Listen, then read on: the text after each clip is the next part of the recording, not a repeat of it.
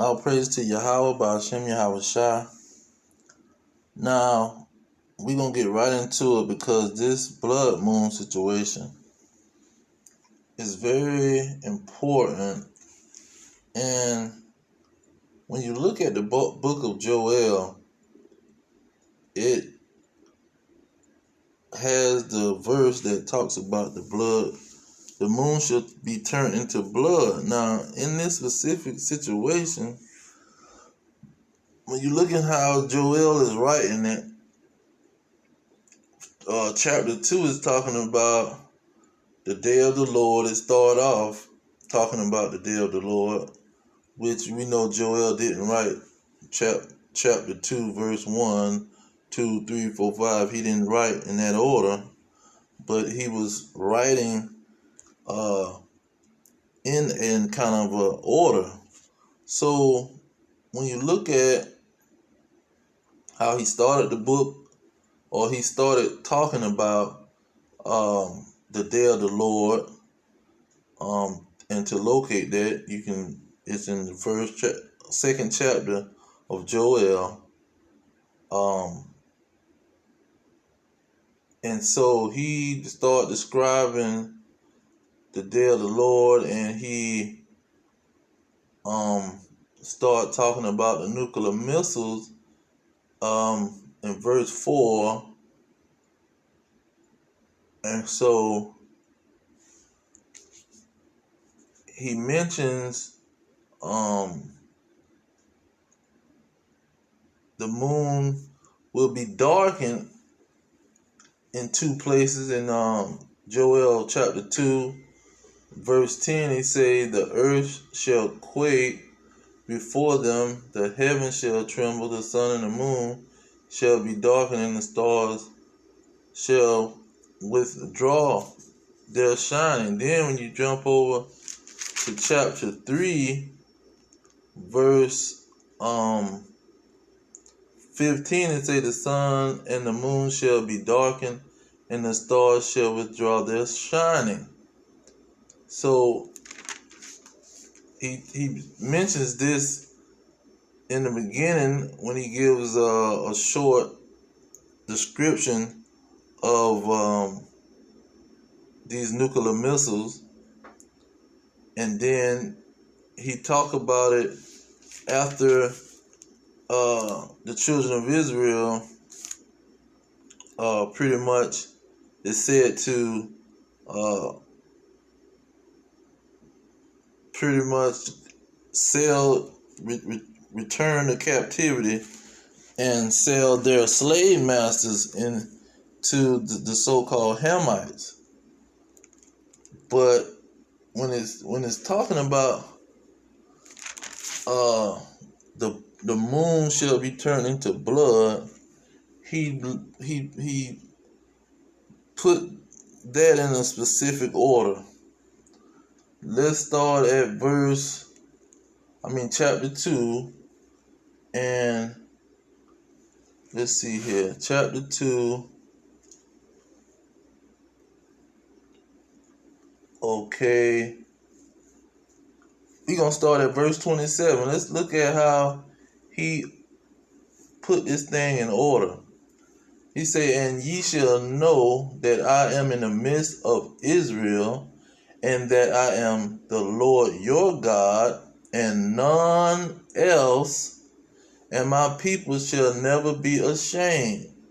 So he made it known that at this time, people is going to realize that the children of Israel is his chosen people and his only chosen people.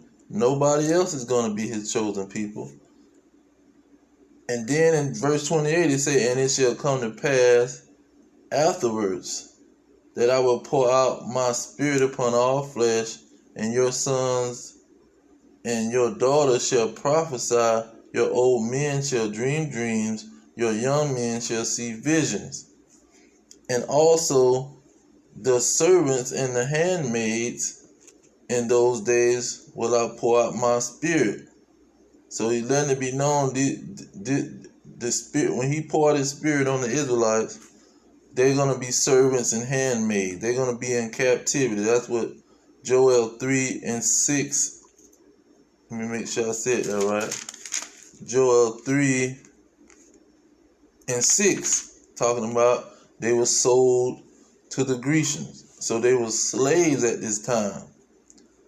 And so he was going to pour out the spirit while they was in slavery. Then verse 30, it say, and I shall show wonders in heaven and in the earth, blood. Now that blood could be, the rivers was turned into blood in certain places in the world.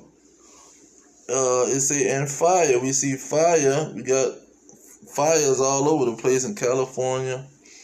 We're in the mainland where the children of Israel is in captivity in America. It says, and the pillars of smoke. Okay, so, but this saying in the sky you're gonna see blood, fire, and pillars of smoke. So that blood can go for the moon. Now 31, it say the sun shall be turned into darkness and the moon into blood before the great and the terrible day of the Lord come. So he put this in a place where it's in the midst of prophecy. He's telling you something is going to happen before the day come. And he's saying he going to pour out his spirit and his children is going to see the visions and understand the prophecies. The spirit is going to allow them to understand the prophecies. Because these prophecies is being seen, they've been seen throughout history. But in the midst of captivity, his children was going to see vision. And so, when you look at Amos the 3rd chapter, verse 7, say that the secrets belong unto the prophets. So he's going to tell the children of Israel the secrets, and the moon shall be turned into blood before the great day. So is this a prophecy? Is this a prophecy that he's trying to convey to the children of Israel? And see, we have to be thinking like this because this is what he told us to do. Let's get 2nd Esdras. It said, 2nd Esdras 9, verse 1. He answered me then and said, measure thou the time diligently in itself, and when thou see part of the signs pass, which I have told you before. Verse 2, then thou shalt understand that it is the very time wherein the highest will begin to visit the world which he made. Verse 3, therefore when there shall be seen earthquakes and uproars of the people. Verse 4, then shall thou well understand that the Most High spake of these things from the days that were before thee, even from the beginning. Verse 5, for like as all that is made in the world hath a beginning and an end, and the end is manifest. Verse 6, even so the times also of the highest have plain beginnings in wonders, and in powerful works, and endings in effects and signs. So is this blood moon a sign? Is this blood moon a sign, Salakia? New feed. Let's get another verse. Let's go back to 2nd Ezra 6:20. It says, and when the world that shall begin to vanish away and shall be finished, then will I show these tokens. What is these tokens that the Most High is going to show? What is these tokens? It said, the book shall be opened before the firmament, meaning the sky, and they shall see all together. What are they going to see all together? They obviously going to see what's in the books. And in the books is obviously going to be tokens in the books. Signs. What is these signs that the children of Israel is going to understand?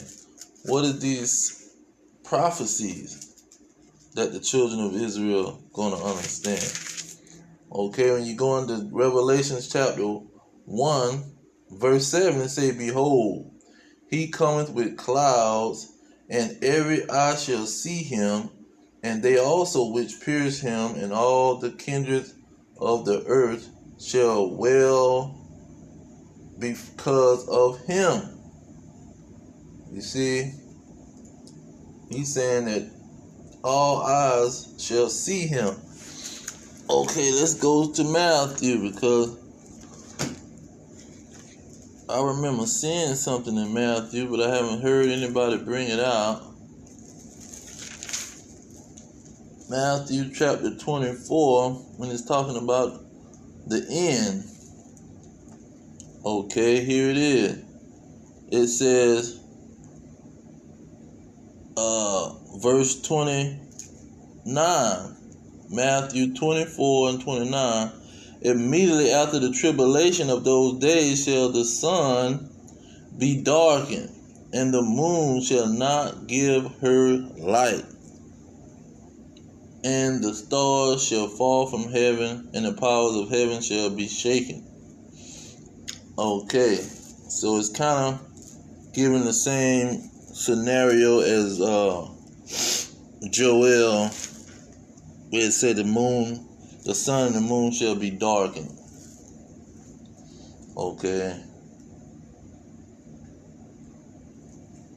So yeah, these signs that the Most High is giving us, and these tokens that he's giving us,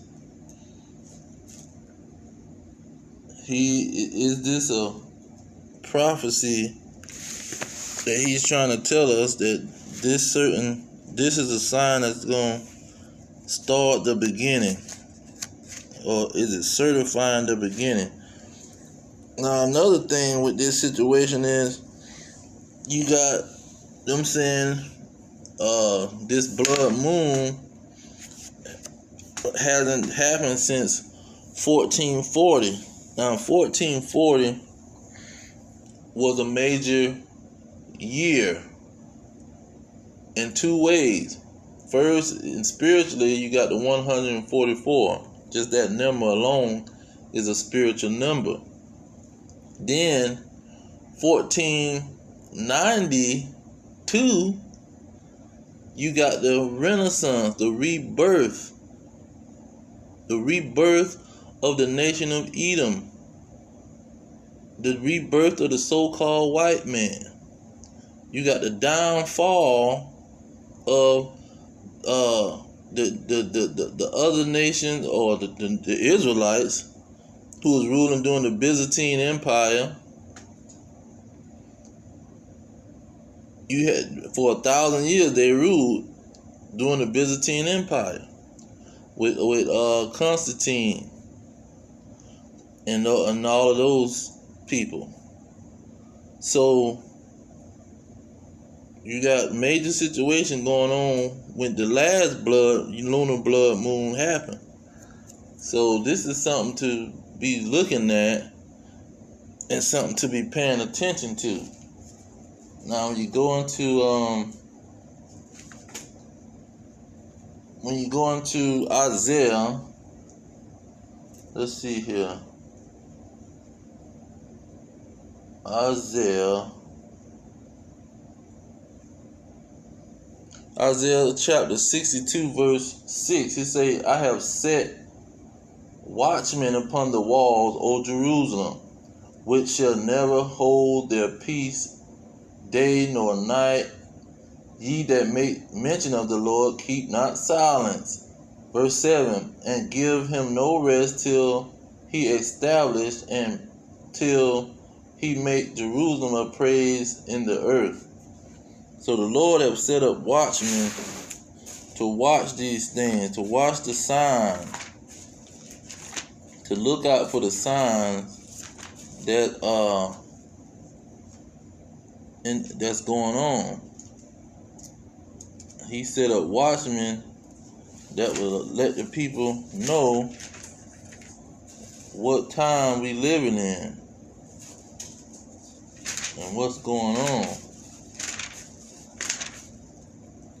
Okay, because it's signs all over the place, and these signs was to tell us and give us a way to measure the time. We was gonna measure the time through the signs and the tokens that was given in these last days, so we can warn the children of Israel about what's coming. Oh, let me get Luke. I'm going to end it on Luke. Luke chapter 21 verse 24. It say, no, I'm starting at 25. It say, and there shall be signs in the sun and in the moon. See, there was going to be signs in the moon. So if it say before the great terrible day of the Lord come, the moon is going to turn to blood. And then Luke say there shall be signs in the moon.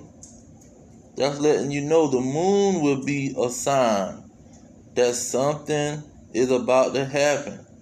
And in the stars, and upon earth, distress upon nations and perplexity, the sea and the waves roaring. 26, men's heart fell in them for fear, and for looking after those things which are coming on the earth, for the powers of the heavens shall be shaken. Now, when you look at it, we know the elites and the people's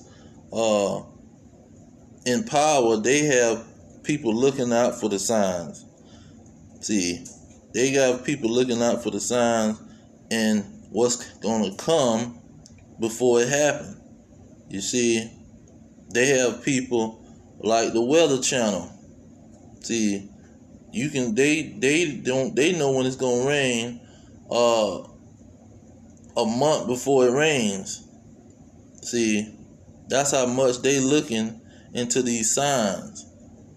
They have astrologists that's looking at the signs of in the heavens, in the firmaments.